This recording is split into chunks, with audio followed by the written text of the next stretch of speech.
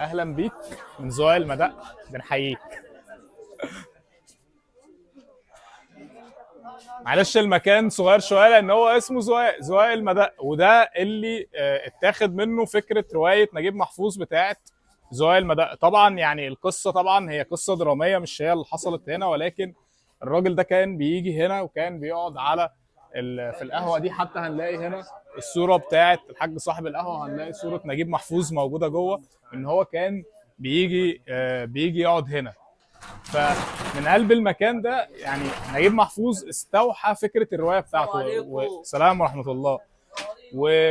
ونجيب محفوظ عموما كان مشهور بكده، ان هو كان شاطر في الحته دي، ان هو بيعرف ياخد من المجتمع ويعمل روايه.